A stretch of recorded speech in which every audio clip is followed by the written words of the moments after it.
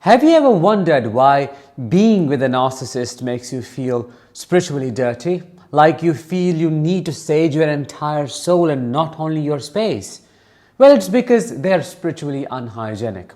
I talked about how a lot of them are physically unhygienic, but we are going to talk about how all of them are spiritually dirty. I'm Danish, a narcissistic abuse recovery professional. Welcome to my channel. The topic for this episode is proof narcissists are spiritually unhygienic. Let's explore 9 solid signs that expose the spiritual contamination narcissists bring into your life.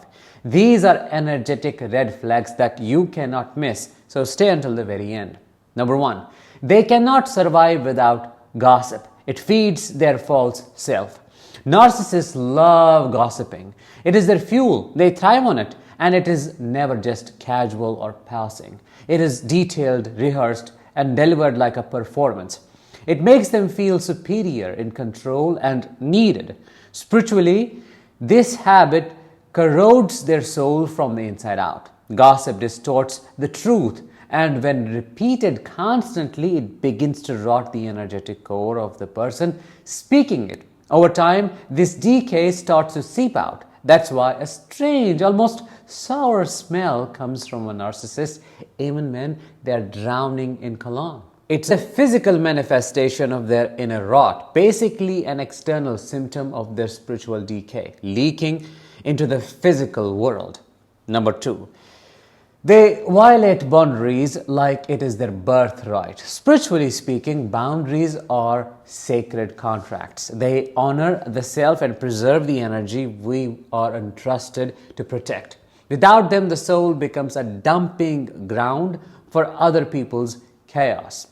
To a narcissist, though, your boundaries are optional, suggestions at best. Whenever you set a boundary with them, it becomes their goal to destroy and to erase it. And every time they ignore your no, dismiss your discomfort, or invade your emotional space, they're not just disrespecting you. They're actually disrespecting the sacred inside you. Boundaries are a form of spiritual hygiene. They separate what is meant for you from what is meant to be outside you. But narcissists treat boundaries like cages they must escape from, or walls they must tear down through reassert dominance.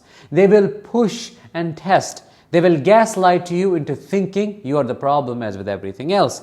And they will do it more so for you needing space. Every time they succeed, they infect your spirit with guilt, confusion, and self-betrayal. Number 3, they overshare not to connect but to control the narrative.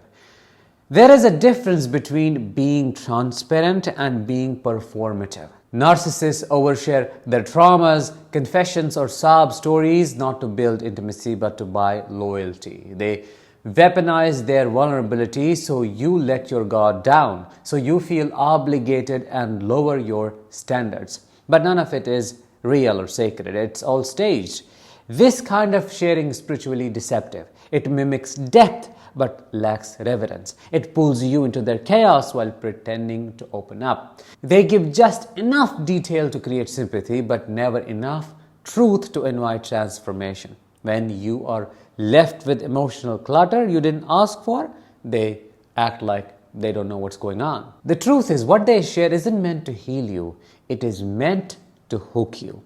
Number 4, they constantly compare and compete, never content in their own lane. Comparison is the birthplace of spiritual distortion. A narcissist's eyes are always scanning the room.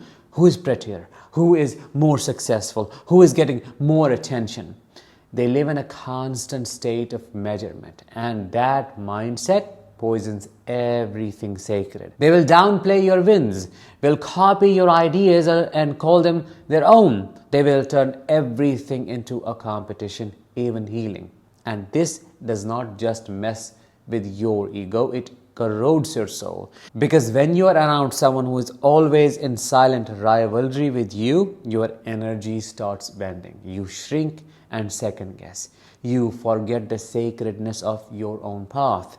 That is soul confusion, and it is contagious. Number 5, they force explanations from others but offer none themselves. One of the most exhausting spiritual games narcissists play is demanding constant clarification while never giving any themselves. You owe them transparency, reasons, and closure. But when it is their turn to explain their coldness, their lies, and their betrayal, silence. This one-sided demand for emotional labor is spiritually bankrupt. It turns every conversation into a courtroom where you are always on trial and they are always the judge. Your peace becomes a performance and truth becomes a defense. But the real damage happens inside. You begin to think explaining yourself is survival. You start over-explaining just to feel worthy of being heard. That is spiritual erosion. Number 6, they drain peace with their presence and mask it as connection. You have felt it before, haven't you? That heaviness after a conversation, that brain fog after a meetup, that strange sense of being farther from yourself. Narcissists have a way of making you feel close to them while pulling you far from your center. They call it bonding and passion, but it is not real connection. It is spiritual parasitism. They talk endlessly but never listen. They demand emotional labor but never offer peace in return. And yet they convince you it's intimacy. But true intimacy makes you feel seen, not sucked dry. If someone leaves you spiritually exhausted after every interaction, that is not love. That is spiritual pollution. Number 7, they surround themselves with chaos, then pretend to be the victim. Wherever a narcissist goes, confusion follows. Their relationships are always complicated, their job is always toxic, their friends are always jealous, their family does not understand them. But look closely and you will see every environment they touch eventually corrodes. They do not attract chaos, they create it. But to keep their image intact, they will spin the story. They were betrayed and misunderstood. They are the empath who loved too hard. That is a lot more than emotional immaturity. That is spiritual manipulation. You need to understand that. Because once you believe that the victim, what do? Your spirit goes to work trying to fix, heal, and save them.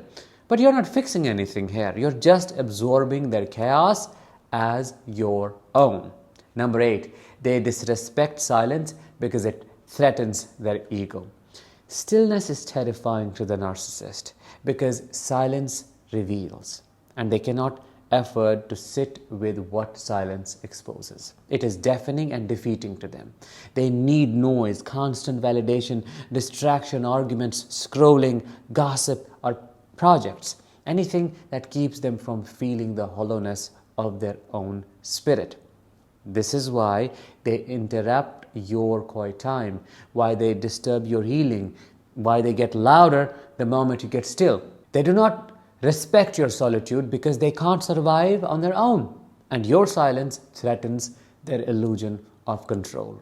Spiritual hygiene requires stillness, but around a narcissist, silence becomes a total battlefield. Sign number 9 and the last one. They have parasitic energy that only exists when tethered to others. A narcissist does not generate energy. They steal it, mirror your light, borrow your ideas, echo your emotions, and mimic your presence. But if you pull back even for a moment, they wither. Their charm fades, mask slips, emptiness becomes visible. They survive by tethering themselves to high-energy people and draining them in cycles. It's not a partnership, it is a feeding. And the longer you stay, the more you forget where you end and where they begin. You begin feeling exhausted for no reason, anxious always in their presence, disoriented in your own home. That is spiritual parasitism I was talking about. All in all, spiritual hygiene is more than lighting candles or saying affirmations. It is protecting your soul from what dims it. And narcissists, no matter how charming or successful they appear, are walking, talking violations of energetic integrity. Their words are laced with poison, with projection. Their touch is laced with control. Their presence, no matter how polished, is an invasion. And the sooner you see this, the sooner you can cleanse your spirit from the residue they leave behind. With that, let's bring this episode to an end. Thank you so much for watching and listening. I hope you enjoyed it. Let me know in the comments. I will talk to you in the next one. Until then, as always, let the healing begin and continue.